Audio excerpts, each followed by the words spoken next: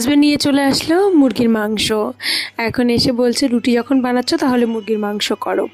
নমস্কার, আমি প্রতিমা রান্নাঘর থেকে, রূপসারু ফ্যামিলি ব্লগ থেকে আপনাদের সবাইকে সুস্বাগতম। আমি আটা মাখিয়ে রেখেছিলাম, ভেবেছিলাম একটু আলুর তরকারি করব। এর মধ্যে দেখি হাজবেন্ড হচ্ছে মুরগির মাংস নিয়ে চলে এসছে, তাই মুরগির মাংসটা পরিষ্কার করে নিলাম। এরপরে নিচ্ছি আমি আলু টুকরো টুকরো করে কেটে নিলাম।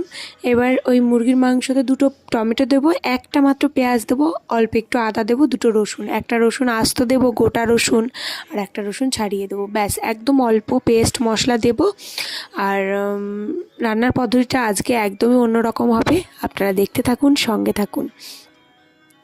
আপনাদের কার কার ভালো লাগে রুটি দিয়ে মাংস খেতে, বিশেষ করে বৃষ্টি বর্ষার দিনে ঠান্ডা ঠান্ডা ওয়েদারে, প্লিজ কমেন্ট করে জানাবেন। কিন্তু এখানে কড়াই বসিয়ে দিলাম, কড়াইতে দিয়ে দিলাম বেশ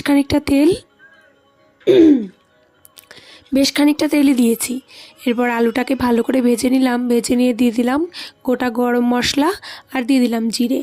আমার শুকনো লঙ্কা তেজপাতা দুটোর একটাও বাড়িতে নেই, মাসের শেষের দিকে আনতে হবে। এরপরে দিয়ে দিলাম মাংসটা তেলের উপরে, কারণ আজকে চিকেনটা হবে অন্যরকমভাবে রান্না।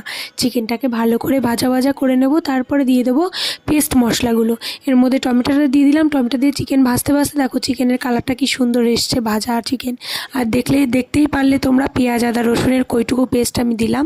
তার মধ্যে দিয়ে দিলাম একটু টমেটো সস, দিয়ে দিলাম একটু জিরের গুঁড়ো, আবার একটু দিয়ে দিলাম শুকনো লঙ্কার গুঁড়ো, দিয়েছিলাম গোটা কাঁচা লঙ্কা। দেখো কষাতে কষাতে মাংসর কালারটা কি দারুণ এসছে, মনে হচ্ছে এই কষা মাংস দিয়েই ভাত খাই, কিন্তু না, রুটি দিয়ে খাবো, ওই জন্য ঝোল আমাকে দিতেই হবে। ওই পাশে জল গরম বসিয়ে দিয়েছিলাম, জল গরম হয়ে গেছে, মাংসর মধ্যে দিয়েই ঢাকা দিয়ে দিলাম একটু গরম মশলা দিয়েই। ব্যাস, আবার নামানোর আগেও একটু গরম মশলা দেবো। এটা আমার স্পেশাল গরম মশলা, আমার নিজের হাতে বানানো, জিরে ধনের গুঁড়ো, গোটা গরম মশলা, জয়ত্রী জয়ফল দিয়ে গুঁড়ো করা। দেখো মাংসর কালারটা কি দারুণ এসছে, পাতলার মধ্যে, খুব যে জলের মতো টেলে তা কিন্তু নয়, কিন্তু ইয়াম্মি খেতে হয়েছে। হাজব্যান্ড এদিকে তুলে নিচ্ছে মাংস দিয়ে রুটি খাওয়ার জন্য, সে কিন্তু একদম গরম গরম রুটি খায়, একদম ফুলকো রুটি ভেজে ওকে দিতে হবে গরম গরম, ও খাবে। আমি জিজ্ঞাসা করছি কেমন হয়েছে,